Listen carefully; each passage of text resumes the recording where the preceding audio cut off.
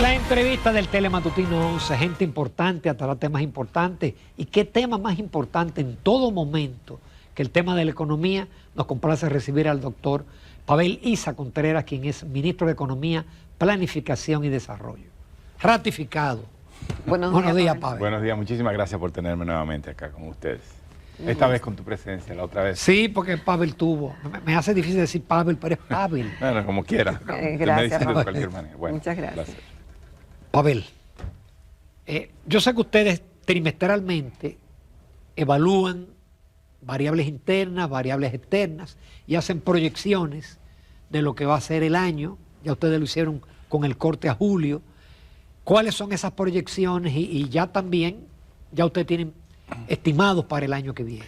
Sí, el nuevo, como se conoce popularmente, el nuevo marco macroeconómico, que se titula formalmente el Panorama Macroeconómico, que es un documento que prepara el Ministerio de Economía, Planificación y Desarrollo, pero que es discutido con los colegas del Banco Central y del Ministerio de Hacienda. Ese documento ratifica la previsión de crecimiento económico para el 2024 en torno al 5%.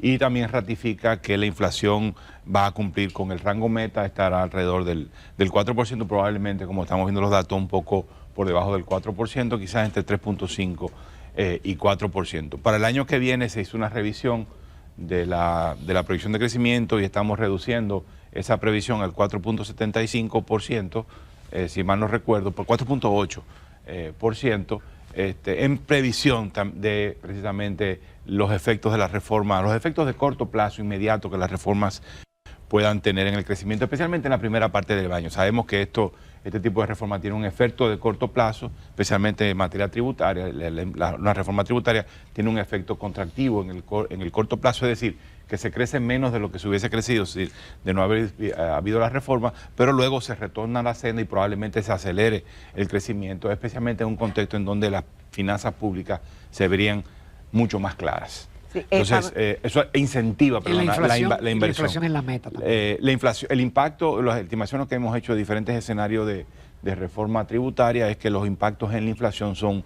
limitados y manejables. Igualmente también hay diferentes escenarios de impacto en pobreza que lo que estamos pensando es que es también manejable por la política pública. O sea, que no hay mucho mayor que la que está creciendo en este momento. Pero, es decir, o sea, la informalidad es el resultado principalmente de la ausencia de un dinamismo insuficiente en el sector formal de la economía como para absorber la fuerza o la suficiente cantidad de fuerza de trabajo que entra todos los años al mercado. Es decir, no así formalizar las empresas informales. No, eso es una tarea, pero no pensemos que va a resolver, que ajustar las regulaciones, ajustar al Estado, facilitar las cosas, es lo que te va a resolver el problema de la precariedad laboral, el problema de la baja productividad. Eso te puede ayudar a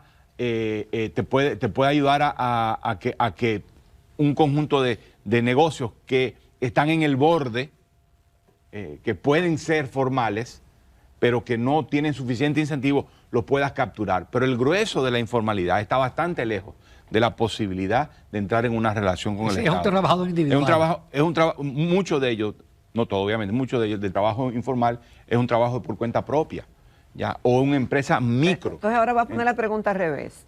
Si la apuesta pudiera ser a que se robustezca el sector formal, ¿cómo va a impactar al sector formal esa reforma laboral y esa reforma fiscal? Mira, que ya el empresariado hace años que ha venido con la prédica de que estamos fuera de competencia con los países del área por el tema de, por ejemplo, lo que cuesta tener una empresa funcionando aquí por los impuestos y demás, y del tema laboral, lo que cuesta tener un empleado. Yo creo que a la economía le cuesta mucho más tener una población desprotegida, tener unas recaudaciones tributarias insuficientes, que no pongan, que impidan que el Estado tenga la capacidad para proveer servicios públicos fundamentales. Pero no, otra vez, no es yendo detrás por decir, del trabajador precario, del trabajador informal, obligándolo a formalizarse que vas a resolver ese problema. No, y quizá incentivándolo a que Entonces, que siendo formal pueda tener otros beneficios y facilidades. Es un trabajo, digamos, de doble vía. Por una parte, impulsar el crecimiento, impulsar el desarrollo, la transformación, que las microempresas se transformen en pequeñas empresas, las pequeñas en medianas, las medianas en grandes, que crezca el sector, digamos, más moderno de la economía, ese que tiene capacidad de relacionarse con el Estado, por una parte. Y por otra parte, tú tienes que, como tú dices, y ahí estoy completamente de acuerdo contigo, tienes que repensar un poco la forma en que el Estado se relaciona con el tejido productivo. Este es un Estado y muchos otros estados en la región que están pensados para relacionarse con las grandes empresas, pero no con las pequeñas empresas. No está adaptado, no está pensado para articularse de esa manera. Es copia de los estados de los países desarrollados. Queremos parecernos a ellos en términos de bienestar, pero estamos hablando de un tejido productivo que para los países desarrollados se transformó hace muchísimos años. Nosotros todavía tenemos un sector formal que crece a una velocidad, que crea empleo a una menor velocidad de la deseada. Entonces, para eso yo estoy de acuerdo. Creo que hay que pensar en facilitar la vida a los pequeños negocios, ver cómo pueden entrar. La idea no es ir detrás de la pequeña renta. Yo creo que eso es tenemos que evitar eso. O sea, si tú quieres que los informales se formalicen estableciendo una relación, por ejemplo, con la Dirección de Impuestos, no es para ir detrás de la pequeña renta. Es para que ellos compartan información, por ejemplo. La información es vital para tener una fiscalidad robusta. Pero para eso tú tienes que tener una dirección, una administración tributaria que tiene que ponerse a otro nivel.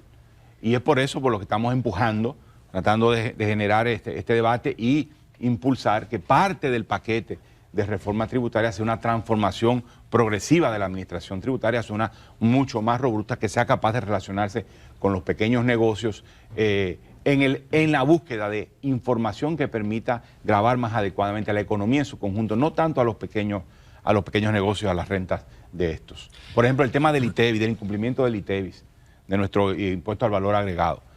Hay un incumplimiento tributario del 42%. Mucho de eso tiene que ver con falta de información. El ITEVIS se comercia, muchos de los bienes grabados con el ITEVIS se comercian en cadenas informales. O sea, el gravamen llega hasta donde pasa de la formalidad, hasta cuando llega a la informalidad, o desde el inicio de la cadena de producción, de la cadena de producción y distribución, empiezan con actividades informales. Entonces, ¿cómo resuelves eso? Con una administración tributaria mucho más capaz.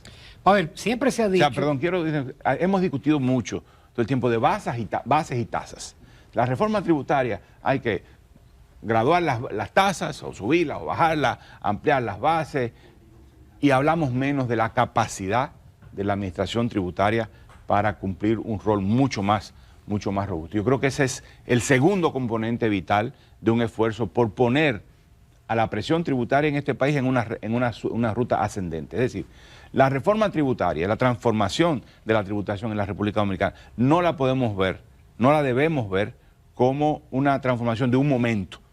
Es decir, de cambio en bases, cambio en tasa, sube la presión tributaria en un cierto porcentaje del PIB, 1.5, 2%, 2.5% del PIB, y ahí se acabó la cosa. No, la reforma lo que tiene que procurar es que, si bien dar un salto inmediato, tiene que crear las condiciones para que esa presión tributaria crezca de manera sostenida. Eso significa que las recaudaciones puedan crecer a largo plazo más velozmente que la economía. ¿Ya? Entonces eso significa un cambio estructural en el aparato tributario, tanto en la gestión tributaria como en la normativa tributaria. Claro, ¿Se puede hacer eso? Por supuesto. De hecho, debo decir que la transformación de la normativa debe ayudar a la transformación de la gestión.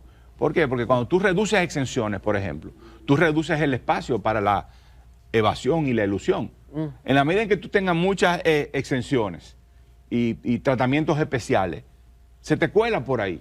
Yeah. Si tú vas cerrando eso, tú le vas dando poder a la administración tributaria para identificar a dónde están los problemas y reduce el espacio. Es decir, que el Ministerio favorece la eliminación de ciertas exenciones. Absolutamente. O sea, de todas, como han sugerido algunos, o de probablemente muchas. No de todas. No, mira, todos los esfuerzos de desarrollo implican tratamientos tributarios excepcionales. Pero estos tratamientos tienen que ser focalizados en términos de lo que estás incentivando y acotados en el tiempo. Y ustedes han tenemos regímenes de incentivo. Hay algunos economistas que sustentan que con la eliminación de ciertas exenciones y con la mejoría en la calidad del gasto es suficiente y no hay necesidad de reforma fiscal. Probablemente no, eso no me parece que sea correcto. Yo creo que es inevitable que una reforma tributaria también expanda la base imponible, tiene que reducir exenciones. Yo creo que es una clave para que la reforma no sea de un solo momento, no tenga un efecto en un solo momento, sino que tenga efecto a más dar largo un ejemplo plazo. Colectivo de que vas a pagar, pero mira, voy a quitar esto, que también vamos a ser más justos. Claro, el tema de las exenciones es que tú tienes algunas que han estado vigentes por demasiado tiempo, sectores que ya están maduros, que ya no necesitan este tipo de exenciones que no son justificadas en este momento. Es decir, que tú dices, bueno, pero ¿para qué yo la estoy dando? ¿Cuál es el beneficio que genera? Y además, que genera tratamientos diferenciados en sectores de la misma naturaleza. Yo no quiero meterme en ejemplos concretos porque ese debate lo vamos a tener cuando el gobierno presente la propuesta. Es para eso, igual que ustedes estaban conversando sobre la reforma constitucional, es para debatir y para llegar a acuerdos. Bueno, lo mismo deberá pasar con el resto de las reformas, incluyendo la reforma tributaria. Una última pregunta antes de irnos a una pausa comercial. Entonces, cuando ustedes presenten el presupuesto, no va a estar lista la reforma fiscal. Entonces, el presupuesto va a ser hecho sin reforma fiscal. Probablemente. Eso no le veo mucho problema porque sencillamente se introduce una adenda, una enmienda una adenda al proyecto de presupuesto, pero me parece que los tiempos no darían porque hay restricciones de ley. Se puede presentarlo en octubre. Al 1 de octubre, si mal no recuerdo, los primeros días de octubre o antes del 1 de octubre tiene que estar siendo presentado al Congreso el proyecto de ley de presupuesto, y no creo que para esa fecha vamos a tener la reforma tributaria. Probablemente la tengamos presentada y sometida, pero no discutida y aprobada en el Congreso. Eso debe generar un debate, no podemos tampoco atropellar la discusión. Hay que dar espacio para el debate. Nos vamos a una pausa. Todavía tenemos muchos temas de interés con el ministro de Economía, Pavel Isa Contreras. Continuamos esta mañana en Telematutino 11, muy complacido con la participación del doctor Pavel Isa Contreras, ministro de Economía, Planificación y Desarrollo. Una de las cosas que destacaron antes de entrar ya al gobierno, la participación de Pavel en el escenario de la economía, la realización de estudios, de mediciones, de reportes. Y se suponía que lo propio iba a ser en el Ministerio de Economía. Y recientemente salió a relucir unas encuestas encargadas por ustedes donde medían diferentes áreas. Algunas de ellas con resultados no favorables al gobierno y sin embargo tuviste la valentía de publicarlas, no matter what, sin importar lo que dijera o que pasara. Ese insumo de los resultados de esa encuesta, Pavel, ¿qué van a hacer con eso y cómo cayó el hecho en el gobierno de que tú publicaras esas encuestas con algunos indicadores que no favorecen al gobierno? Mira, como el tema del aumento de la corrupción. Al contrario, la percepción de corrupción, lo que muestra la encuesta es que la percepción de corrupción hoy es menor que hace unos años. Es decir, hay indicadores que son positivos. Te menciono dos. Ese de percepción de la corrupción es menor que hace 5 o 6 años. Pero que aumentó sí del 2022 lo que pasa al 2023. Lo que pasa es que en el 20 fue donde se produjo la mayor caída, un nuevo gobierno entra, luego sube un poco, pero sigue siendo notablemente inferior a las observaciones de antes del 2016, 2017, 2018. También la percepción de que el gobierno gobierna para unos pocos también ha disminuido. Pero hay otros que son realmente preocupantes. Mira, nuestro rol como ministerio es plantear la verdad. Ser transparente. Ser transparente. Es lo que te permite ganar credibilidad, no como gobierno, como Estado. Sí. El Estado dominicano necesita tener credibilidad frente a la ciudadanía. Y el diálogo con la verdad en la mano, con la evidencia en la mano, aunque sea también debatible, porque también hay discusiones sobre si ese instrumento fue el mejor, si la pregunta que hiciste fue... Esas son discusiones totalmente legítimas, pero esos fueron los resultados que obtuvimos. Podemos ir evolucionando y mejorando, pero estos son los resultados y muestran una realidad que tenemos que enfrentar. Hay una cultura política cultivada durante décadas en donde el clientelismo tiene una gran fuerza. Entonces, cuando tú tienes que el clientelismo tiene tanta fuerza en la sociedad dominicana, entonces los que toman decisiones están muy condicionados por esa relación con la ciudadanía, una relación clientelar. Es decir, una relación clientelar significa una relación de favores mutuos. Entonces eso tenemos que transformarlo. Si queremos mejorar la calidad de vida de la gente, avanzar hacia un país más habitable, tenemos que fortalecer la calidad de los servicios públicos. Y para eso necesitamos el estímulo político desde la sociedad, que la sociedad reclame los servicios como derechos y no como favores, ¿no? Entonces, o que el empleo responda a precisamente una relación entre el empleo público responda antes que a eficacia en la producir los bienes públicos necesarios, los servicios públicos necesarios a intercambios de favores políticos. Yo creo que eso, lo que hemos presentado ha sido bien recibido por la sociedad. Creo que el Estado, el Ministerio, pero más ampliamente el Estado y el gobierno es reconocido porque plantea las cosas con mucha claridad y le dice a la sociedad, esto tenemos que transformarlo. No es una labor del Ministerio de Economía en particular, pero está señalando un escollo que tiene el fortalecimiento del Estado, el fortalecimiento de la calidad de la democracia. Eso no es un asunto solo de que la gente así es que se comporta, es que la gente se comporta de esa manera porque por décadas ha sido la relación que ha establecido el Estado con la ciudadanía y eso tenemos que irlo transformando. Entonces lo planteamos a la sociedad, al público en general, pero también lo tenemos que trabajar con algunas instituciones, por ejemplo, con las instituciones educativas. ¿Cómo transformamos? Vamos trabajando la educación en valores ciudadanos, en valores democráticos, que vayan permitiendo crear una nueva generación de gente que entienda que la relación clientelar con el Estado es una relación problemática para el desarrollo. Pavel, siempre se ha dicho, y tú lo repetías en muchísimas ocasiones, que esta es la economía que más ha crecido en los últimos 50 años, pero que sin embargo tenemos unas precariedades del tercer mundo. ¿Tú sientes que en estos 4 años, descontando el año de la pandemia, el crecimiento 21, 22, 23, lo que va de 24, ha tenido alguna expresión en una mejoría social? Sí, ha habido sin duda una mejora en la calidad de vida de la gente, pero eso sigue siendo insuficiente. Esto es una economía y ahí están los indicadores. Los indicadores, por ejemplo, de pobreza monetaria están en un mínimo histórico.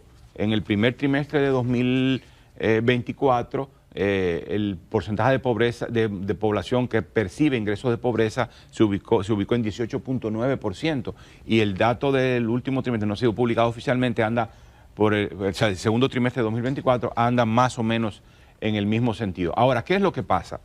Que, y lo voy a decir con franqueza, esta es una economía que tradicionalmente, pero especialmente en este gobierno, ha logrado reducir pobreza monetaria.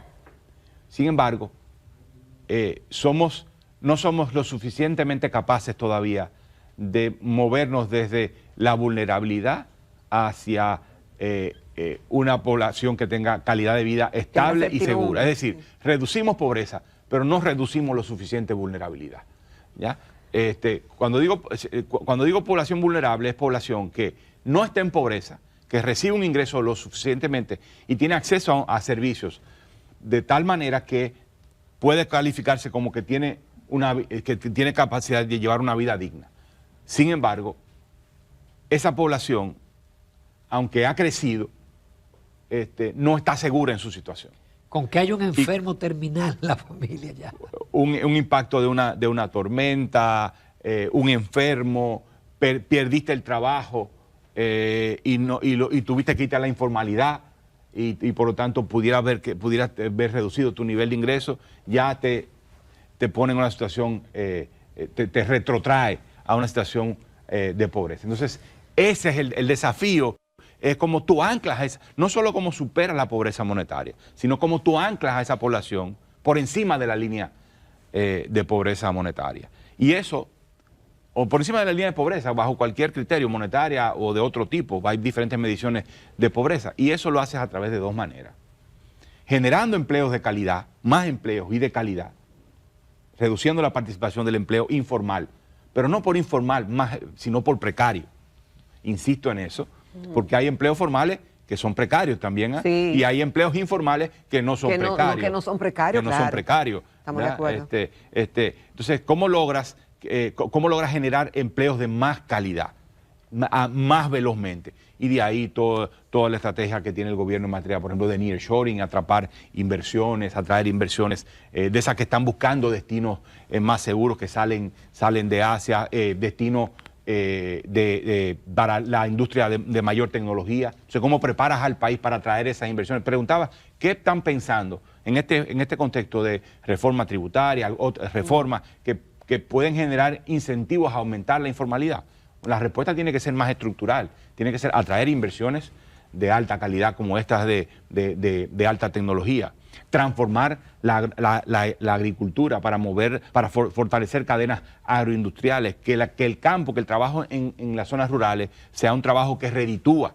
Y por eso hay una apuesta fuerte de nuestro ministerio por transformar la agricultura en esta dirección, con un énfasis en este momento en la región Enriquillo, que es la más afectada de pobreza. Economía, ¿estás seguro que la reforma fiscal y laboral no va a ser un obstáculo al aparato productivo? No, va a ser un escollo inmediato, de corto plazo, pero te vas a generar una situación en la cual vas a estar en mucho más capacidad de generar empleos de más calidad a futuro. Para empezar, la preocupación sobre las finanzas públicas se va a diluir. Ya tienes una ley de reforma de responsabilidad fiscal que le pone un tope. Que es muy buena, ¿eh? Que es una reforma que le pone un tope al gasto, pero que es una reforma moderada. Es decir, te da previsibilidad, va a permitir que el gasto real crezca, porque va a crecer al menos, va a crecer en 3% en términos reales, o sea, el gasto primario del gobierno. Más la inflación.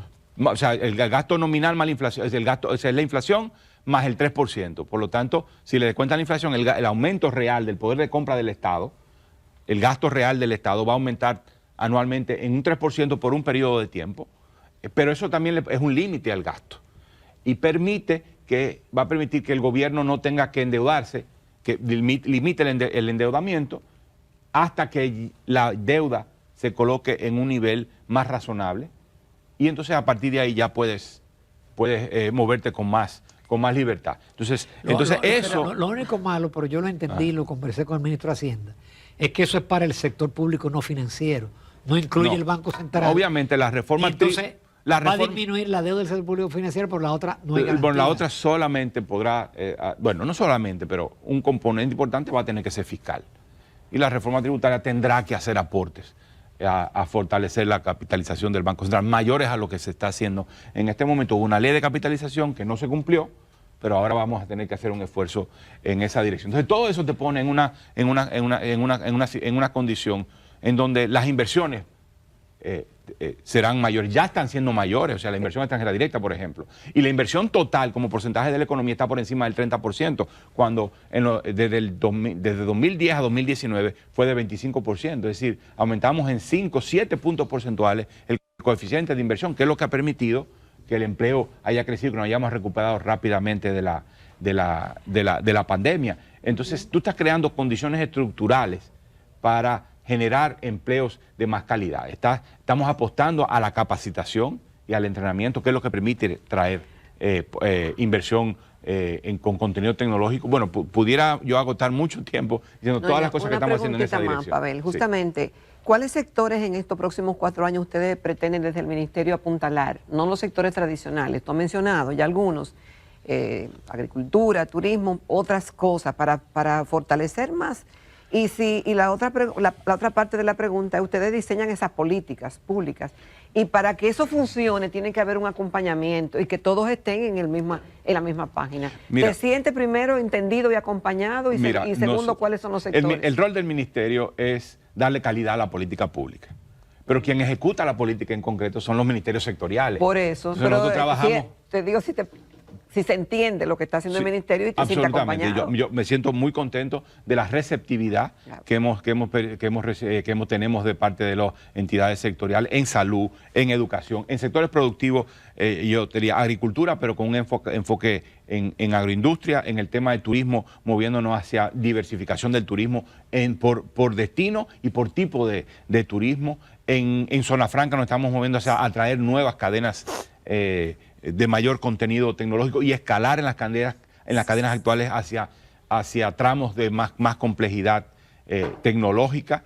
Yo creo que con esos tres estoy dando, creo que, claridad de por dónde es que nosotros estamos apostando a la transformación de la calidad del empleo en el país. Yo sé que es una meta del presidente. Con la reforma fiscal y la reforma estructural lograremos el grado de inversión como país para fines de la colocación de los bonos soberanos. Yo creo que eso nos pone en una situación totalmente distinta. No sé si en lo inmediato se llegue a grado de inversión, pero sin duda que después de la reforma, de las reformas de aquí a final de año, diría que en 2025 estamos en una condición ideal para que haya un nuevo mejoría en la calificación crediticia de la República Dominicana. Repito, no sé si llegaría en este momento inmediato al grado de inversión. Recuérdate que la apuesta a alcanzar grado de inversión en un periodo de tiempo determinado, de unos años, no en lo inmediato, pero eso va a ser fundamental y eso te va a permitir endeudarte. Nos vamos a endeudar menos, pero lo que vayas a endeudarte va a ser a una menor tasa de interés y por lo tanto el peso de los intereses va a ser menor, no en lo inmediato, porque tú hoy estás pagando los intereses que contrataste en el pasado, pero futuros gobiernos, futuras administraciones van a ver un alivio en la carga de los intereses, y como la situación fiscal va a estar mucho más sana, pues vas a traer inversiones de mucho más calidad. Esas dos cosas vas a poder lograr. Menores tasas de interés para tu deuda pública e inversiones de más calidad, porque estén viendo en un país cuyos riesgos macroeconómicos son mínimos. Excelente, nos deja una nota de optimismo el ministro Pavel Isa Contreras. Muchísimas gracias, Pavel, por tu receptividad. Responde los chats, contesta. Así es que... Con mucho gusto. Muchas gracias. Te esperamos cuando venga el debate fiscal y vengan todos esos debates. Bueno, también está el de la seguridad social. Sí. Eso vendrá también. Es un paquete completo, no es una... Vamos a ver. No son parches. No son parches. Gracias, Pavel. Nos vamos a comerciales. Recta final del Telematutino 11.